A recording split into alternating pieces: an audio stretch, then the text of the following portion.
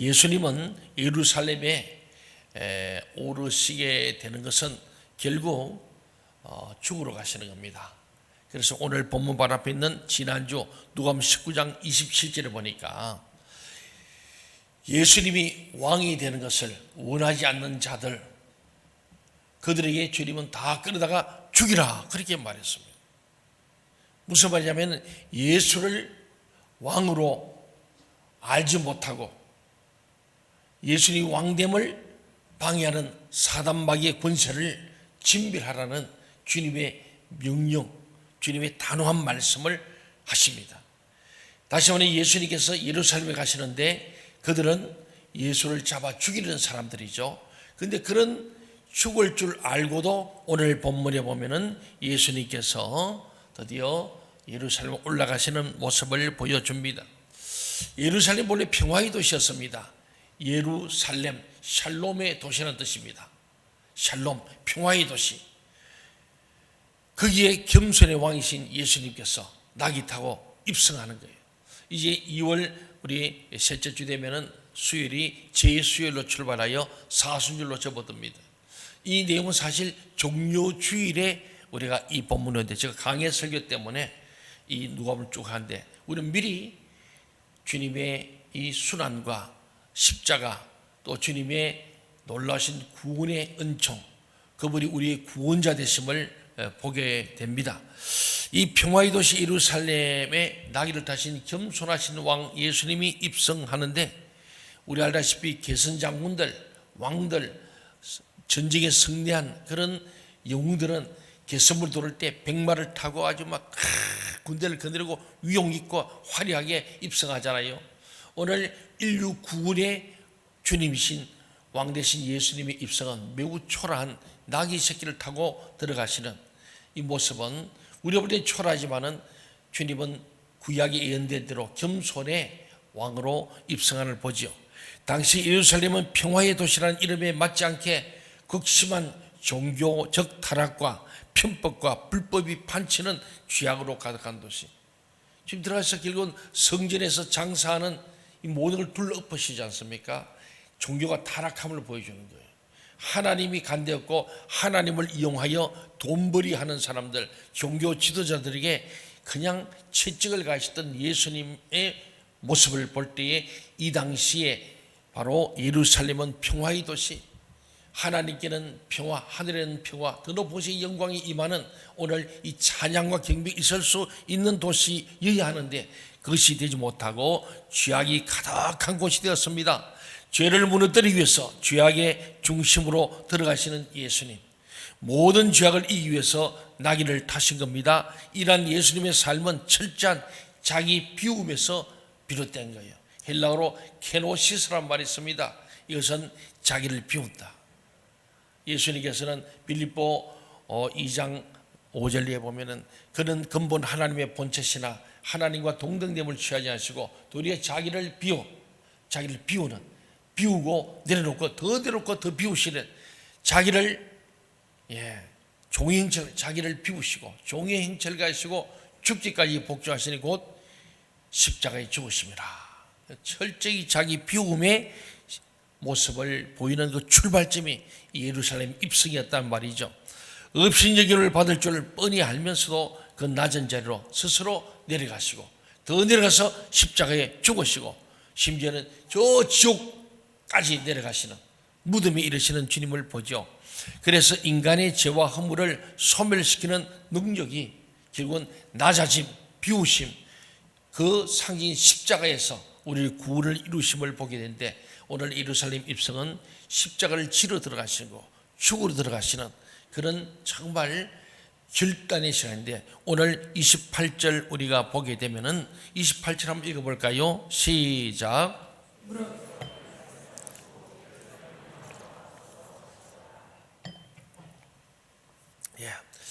예수께서 이 말씀을 하시고 예루살렘에 가여 어떻게 가셨어요?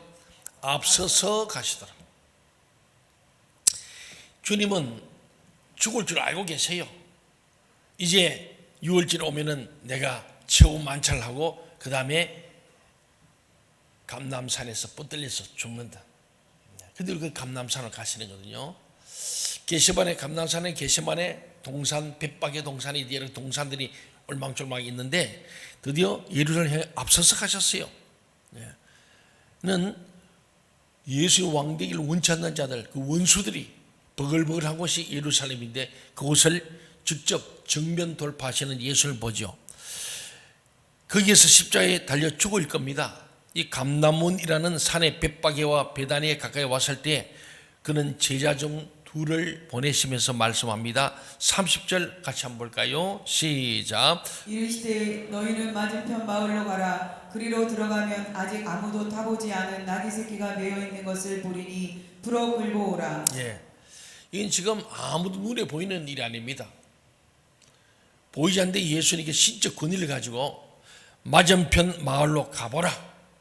가면 거기에 아직 아무도 타보지 않는 나귀 새끼가 한 마리 매여 있는 걸 볼 거다. 그걸 풀어가 끌고 오라. 이렇게.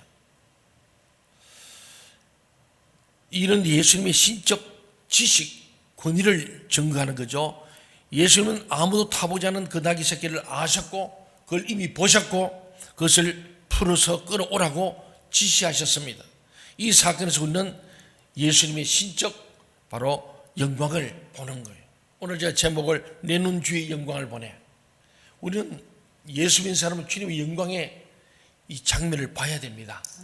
우리의 눈이 열려서 주의 영광을 보면서 예배하고 주의 영광을 보면서 기도하고 주의 영광을 보며 찬양하고 주의 영광 보면서 세상에 살아가는 그리스도인이 될 때에 우리는 절대로 절망하지 않고 믿음과 소망과 사랑으로 승리하게 될 줄 믿습니다.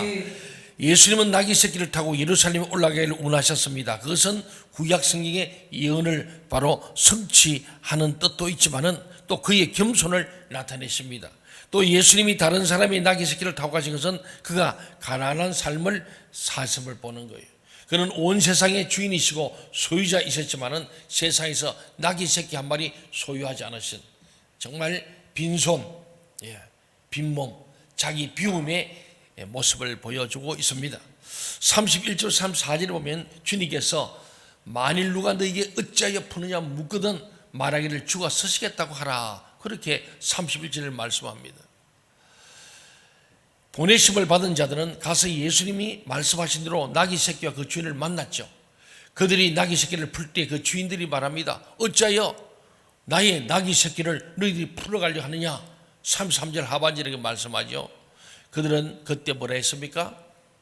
대답하되 주께서 쓰시겠다. 주님이 뭐라고 해라 했죠? 주께서 쓰시겠다. 주께서 쓰시겠다 하라. 그렇게 똑같이 한 거예요.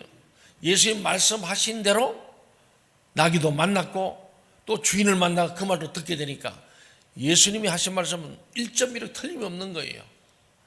이번에도 우리가 총동문회 때 많은 목사님들 만나죠.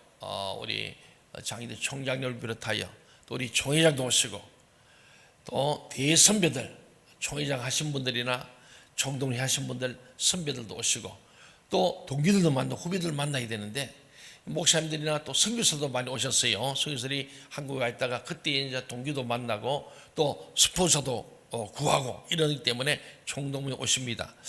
그래서 모이면은 우리가 한 모여서 얘기한 중에 그런 일이 했습니다. 어떻게 하나님의 부르심을 받게 되었는가? 어떻게 목사가 되었는가 하는 얘기들을 꼭 나눌 때가 많습니다. 그래서 그때 각자 받은 말씀이나 소명을 확실하게 된 결정적 계기를 나누는데 대부분이 하시는 말씀이 공통점이 이 말씀이에요. 하나님 앞에 기도한 건데 주님께서 주께서 서시겠다. 내가 너를 쓰겠다. 그런 말씀을 기도 중에 듣게 되고 그 말씀에 응답하여 순종함으로 주의 종이 되어서 여기까지 왔다. 그런 말이 많습니다. 여러분도 그 음성을 들으시길 바랍니다. 하나님이 이를 부르시니까 부르신 자들을 사용하시는 거예요. 주께서 서시겠다. 나귀 새끼 한 마리도 주께서 서시겠다는데 이 나귀 주인들이 아무 말도 하지 않습니다. 왜? 그 사람들은 이미 주님이 예비한 일의 사람들인데 이 나귀는 내 것이 아니고 주님의 것을 알고 있는 거예요. 소유권은 주님께, 나는 관리, 사용, 돌볼 책임, 양육 책임이에요. 여러분 자녀들이 그러잖아요. 내 자식, 아이고 내 새끼, 금쪽 같은 내 새끼 그러는데 소유권이 주께 서시게 되면 내놔야 되는 거예요. 아멘. 그것도 안 내놓잖아요. 주님, 내 자식은 안 됩니다. 그럼 나를 데려가세요. 그 강도한다는 얘기요. 이 돈 많은 절대게 내 목숨은 죽더라도 돈은 안 내놓겠다고 하는 것과 같습니다. 오늘 우리는 예수님께서 자신이 그 나귀 새끼 참 주인됨을 암시하시는 메시지예요. 나귀 주인이 새끼를 풀어가도 왜 풀어야 물고 주께서 서겠다. 주, 나의 주, 이 나귀의 주인, 내 생명의 주인이신 그분이 서시겠다는 데는 일을 할 수 없고 구할 수 없다. 다시 우리 예수 믿는 우리가 예수를 주라고 고백하는 주님이라고 말한다면 주님이 서시겠다면 내 자식도, 내 재물도, 내 재능도, 내 시간도 주님께 내놔야 된다. 그 말씀을 이 내용 속에 숨어있는 메시지를 우리가 찾아야 될 줄 믿습니다. 예수님은 그 나귀 새끼의 주인이실 뿐 아니라 세상 모든 만물의 주인이 되십니다. 예수님을 주님이라고 표현하는 것은 바로 이런 사실을 나타내는 말입니다. 그것은 예수님이 곧 하나님이시라는 뜻이죠. 하나님 외에 누가 이 세상의 참 주인이십니까? 우리가 세상에서 무엇을 소유하고 살지만은 우리의 모든 소유의 참 주인은 우리 자신이 아니고 오직 하나님이십니다. 아멘. 그게 믿는 자의 바른 신앙 고백. 주께서 서시겠다. 그런데 제가 저 자신도 그래요. 주께 서시겠다. 아, 주님, 저 사람이 더 많은데요. 저거 서세요. 내 거 말고요. 우리 그럴 때 참 많아요. 다시 저희 좀 봉사하세요. 아이고, 저는 뭐 이렇게 저런 못합니다. 주님, 저 사람이 더 잘하는데요. 자꾸 그래요. 말씀 들으면서 이게 내게 주는 말씀이 아니고, 아이고, 그 김집사 들을 때 말씀이구나. 박장로 들을 말씀이구나. 이러면 안 된다고. 주께서 서시겠다. 저도 그 주님이 서시겠다니까. 저를 10년, 제가 느낄 때 10년 동안 뒤를 따르면서 물귀신처럼 붙어서 다니고 끝까지 나를 저 예수원 골짜기에 찾아와가지고 주님이 서시겠다며 항복하지 않을 수 없는, 거부할 수 없는, 그래서 무릎 꿇고 포기하고 이제 내가 주님 뜻대로 쓰임받기를 원합니다. 주께서 서시겠다니 저를 드리겠습니다. 그리고 주님을 따르는 모든 걸 버려두고 내 모든 야망도 버리고 자기를 부인하고 이제는 십자가 지기로 각오하고 오늘 예루살렘 입성하는 예수님처럼 십자가의 길을 가기로 작정하고 주님을 쫓는 것, 그 결심이 변치 않고 저도 여기까지 온 거예요. 주께 서시겠다. 내 자식도 서시겠다 드려야 돼. 근데 정말 하나님께서는요, 주님이 서시겠다 할 때 주님 쓰임 받는 게 최고의 복인 줄로 믿습니다. 네. 사랑하는 여러분, 우리는 하나님이 내 생명의 주인입니다. 아멘. 주님께서 서시고 주님께서 데려가시는 거예요. 우리 힘으로 할 수 없습니다. 오늘 우리 주님께서는 정말 35절 이하에서도 제자들이 그것을 잘 알고 있기 때문에 3년간 배웠던 이 제자들은 나귀도 주님의 것인 줄 알게 된 거죠. 주님 말씀하시고 가나 혼인자 할 때 물을 부들받는다 알기 때문에 가라, 맞은편에 가면은 나귀가 있는데 그거 끌고 오느라 뭐 주인이 얘기하면 주께서 해라, 그대로 했더니 그대로 된 거 아닙니까?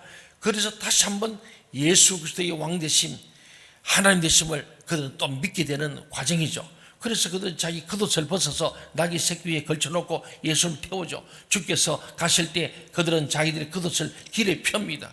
그들의 겸손함과 예수님을 하나님 믿는 경외심이 거기 있습니다. 예수님은 이미 감람산에서 내려간 데까지 가까이 오셨어요. 모든 제자들은 자기들이 본 모든 예수님의 그 하나님의 신적 권위, 능력을 많이 본 것으로 인해서 기뻐하며 큰 소리로 하나님을 찬양하며 말합니다. 38절 우리 같이 한번 읽어볼까요? 누가복음 19장 38절 시작. 이르되 찬송하리로다. 주의 이름으로 오시는 왕이요 하늘에는 평화요 가장 높은 곳에는 영광이로다 하니. 예.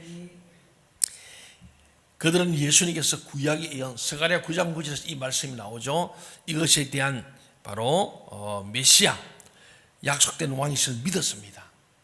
구약 성경에는 오실 메시아가 왕이심을 증거하고 있죠. 제자들에게는 예수님에 대한 바른 지식과 믿음이 있었어요. 오늘 저는 주님의 제자로서 예수님에 대한 바른 지식을 갖고 바른 믿음을 가져야 할 줄 믿습니다. 네. 이 예수를 바로 알지 못하면 믿음이 안 생겨요. 주여 주여 한다고 되는 게 아니에요.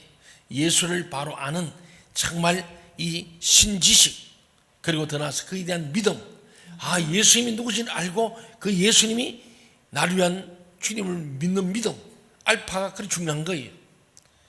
예수님 누구신가? 그 알아야 믿죠. 그렇습니다. 우리 모두 예수님에 대한 바른 지식과 믿음이 있기를 주의 이름으로 축원합니다. 39절 보세요. 그러나 무리들 중에는 믿는 자들만이 있는 게 아니었어요. 무리들 중에는 어떤 바리새인들이 있었는데 그들은 믿지 않는 자들입니다. 이 바리새인들은 예수를 믿지 않았어요. 사두기는 더 말할 것도 없고, 오늘 종교 지도자들입니다. 오늘 우리 교회 나오는 사람들이에요. 장로, 집사, 권사들이 어쩌면 바리새인이 될 수도 있다는 거예요. 그들은 스스로 보수 신앙을 가지고 있다고 생각했으나 그들의 신앙은 바르지 못했습니다. 그들은 예수님을 선생님 정도로 알고 존경했을지도 몰라도 그를 하나님의 약속하신 메시아, 곧 우리 구주이시오 생명의 주이심을 믿지는 않았습니다. 그들은 예수님을 찬송하는 제자들을 책망하라고 예수께 요청합니다. 그것은 그들의 무지함과 믿음 없음을 드러낼 뿐이었어요. 우리 가운데는 아직 예수에 대한 이런 정도의 지식을 가진 자들은 없는가 하면 스스로를 돌아봐야 됩니다. 나는 바리새인처럼 하나님을 제일 잘 알고 하나님 제일 잘 믿는다고 스스로 자부하는 자기 의에 빠져 있으면서 진정 예수를 모르고 믿지 않지는 않는가. 4절 말씀 우리가 같이 한번 읽어봅시다. 4절 시작. 대답하여 이르시되 내가 너희에게 말하노니 만일 이 사람들이 침묵하면 돌들이 소리 지르리라 하시니라. 이 바리새인들이 자기도 믿지 않으면서 남도 못 믿게 하고, 믿고 알고 믿는 제자들과 많은 무리들이 막 호산나 찬양하니까 그 찬양 못하도록 예수께 좀 제지시키라고 하는, 교회를 치면요 합심 통성기도하니까 왜 이렇게 시끄럽게 기도합니까? 좀 조용히 합시다. 찬송에 이래서 손 들고 난리 칩니까? 좀 조용히 좀 합시다. 그럴 수도 있습니다. 여러분, 우리 오늘 말씀처럼 우리가 하나님께 정말로 찬양하지 않고 경배하지 않고 외치지 않으면 돌들이 소리친다, 이 말은요 격언입니다. 격언. 다시 한번 유대인들이 하나님의 선택받은 백성인데 자기들이 찬양 하나님 경배하지 않고 다른 사람 못하게 하는 이 악한 일을 하면 돌들이, 이방인들이 일어나서 찬양하고 경배할 것을 말씀하거든요. 오늘 우리가 하나님을 뜨게 찬양하면 다른 사람들이 하나님을 얼마든지 대체할 수 있는 거예요. 우리 예배하지 않으면 하나님이 다른 것을 통하여, 다른 사람을 통하여 예배케 하신다는 거예요. 그래서 이방을 통하여 유대인들이 시기케 하시는 하나님의 말씀인데, 오늘 그 말씀, 오늘 저와 여러분이 하나님 앞에 어린아이 같은 마음으로 정말 입을 벌려 찬양하고 기도하시길 바랍니다. 여러분 마음껏 찬양하시고 덕게 기도하시고 성경 들어야 됩니다. 너는 내가 부르짖으라.